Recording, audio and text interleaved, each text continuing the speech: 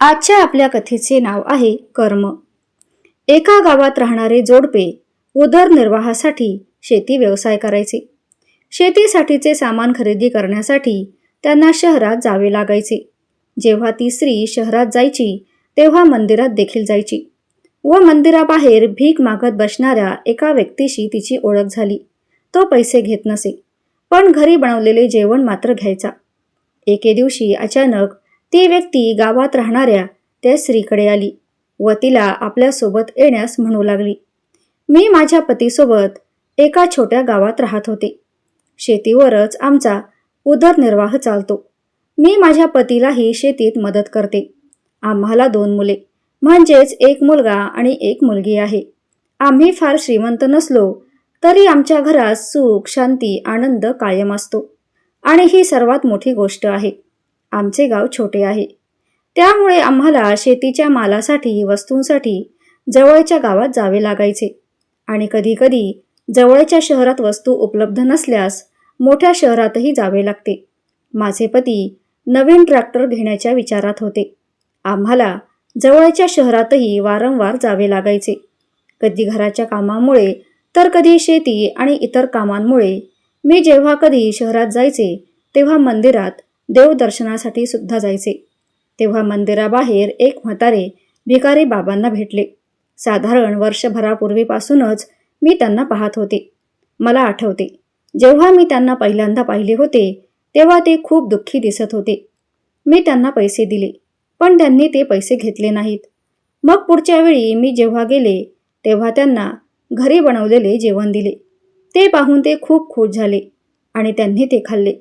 आणि तेव्हापासून जेव्हाही मला शहरात जायचे असेल तेव्हा मी त्यांच्यासाठी घरी बनवलेले जेवण असेल ते घेऊन जात असे. ते मला माझ्या नावाने हाक मारायचे. या एका वर्षात ते माझ्याशी खूप बोलले. माझे घर आणि माझे गाव कुठे आहे हेही त्यांना माहीत होते. माझे पती जेव्हा एका मोठ्या शहरात नवीन ट्रॅक्टर घेण्यासाठी गेले होते, साधारण 4 ते 5 दिवसांनी ते येणार होते. ते निघाले. त्याच दिवशी संध्याकाळी मला माझ्या घराबाहेर ते म्हातारे बाबा दिसले. मी दिवसभर शेतात होते, त्यामुळे मला कळलेच नाही. संध्याकाळी मी आले तेव्हा ते मला माझ्या घरासमोरच्या झाडाखाली बसले होते. त्यांना इथे पाहून मला खूप आश्चर्य वाटले, कारण ते याआधी कधीच इथे आले नव्हते. मी त्यांना विचारले, बाबा, तुम्ही इथे कसे आला आहात? तेव्हा ते म्हणाले, मला तुझ्याशी काही बोलायचे आहे म्हणून मी आलो आहे. त्यावेळी मी त्यांचे म्हणणे हलकेच घेतले आणि सर्वप्रथम त्यांच्यासाठी घरून जेवण आणले. फार लांबून जरी ते आले नसले तरी वृद्ध होते. वृद्ध व्यक्तीला जास्त थकवा जाणवतोच. काही खाऊन झाल्यावर ते पुन्हा म्हणाले, तुला माझ्यासोबत एका ठिकाणी यावे लागेल. मी विचारले, कुठे तर ते म्हणाले, जवळच आहे. आपण सकाळी निघालो तर संध्याकाळच्या आधी येऊ. तुमच्या गावातूनही बसची योग्य सोय होईल ना? मी म्हणाले, कुठे बोलताय? कृपया मला सांगा. तेव्हा ते म्हणाले, मी आत्ताच काही सांगू शकत नाही. आधी माझ्यासोबत ये. मी त्यांना पुन्हा कुठे म्हणाले. माझे पती आता घरी नाही आहेत, तर ते ट्रॅक्टर आणण्यासाठी बाहेर गेले आहेत. क्षणभर मलाही वाटले की कदाचित त्यांच्या वयामुळेच आज ते असे बोलत असतील. मी त्यांना म्हणाले, ठीक आहे, तुम्ही आता आराम करा, आपण सकाळी निघू. घराबाहेर त्याच झाडाखाली ते झोपले. त्यावेळी मी त्यांच्या बोलण्याकडे अजिबात लक्ष दिले नाही. मला वाटत होते की कदाचित ते मला सकाळी तिथे दिसणार नाहीत, कारण ते पुन्हा त्याच मंदिरात परत जातील. पण असे झाले नाही. भल्या पहाटे त्यांनी माझ्या घराचा दरवाजा वाजवायला सुरुवात केली. मी दार उघडले.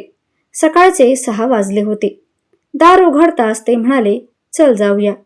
आता मी त्यांना विचारले, तुम्ही काय बोलत आहात? कुठे जायचे आहे?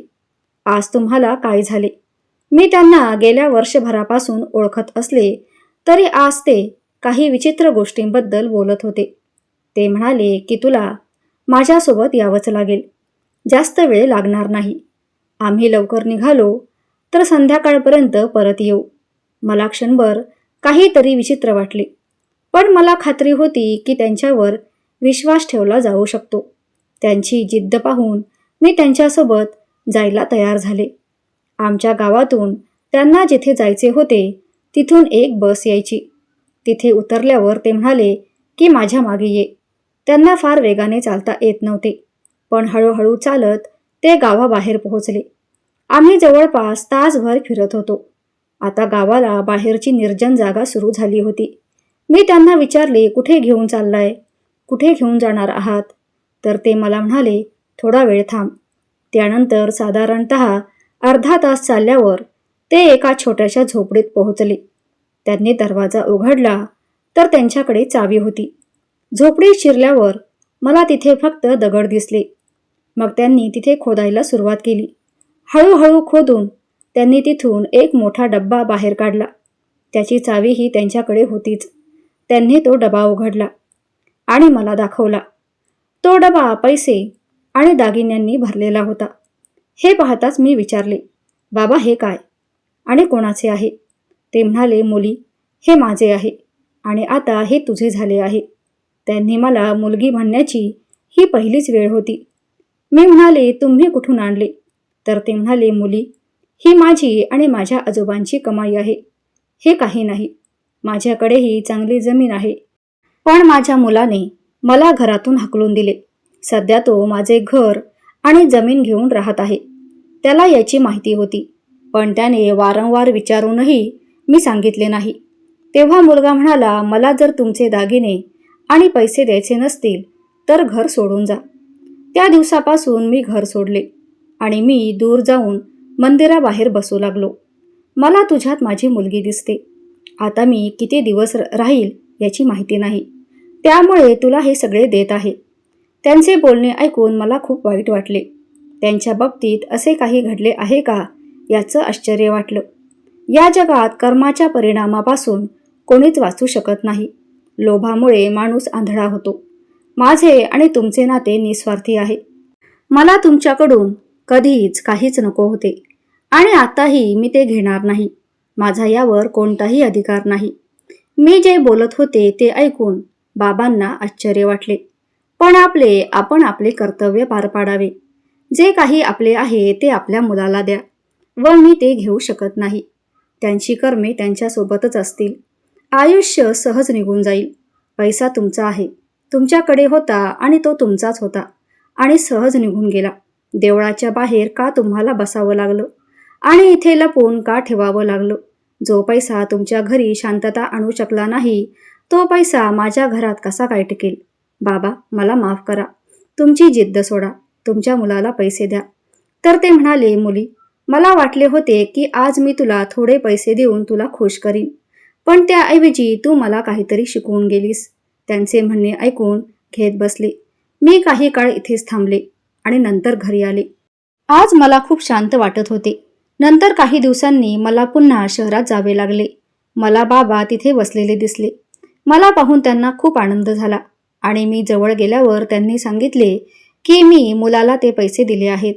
आता मला खूप शांत वाटत आहे, कारण त्याच्यासाठी तो पैसा महत्त्वाचा होता आणि तो पैसा घेण्यावर माझा मुलगा ठाम होता आणि मी न देण्यावर ठाम होतो. आम्हा दोघांना पैशांची भूक लागली होती, पण आज मी मोकळा श्वास घेऊ शकत आहे. कथा आवडल्यास लाईक, शेअर, सबस्क्राईब अवश्य करा. धन्यवाद.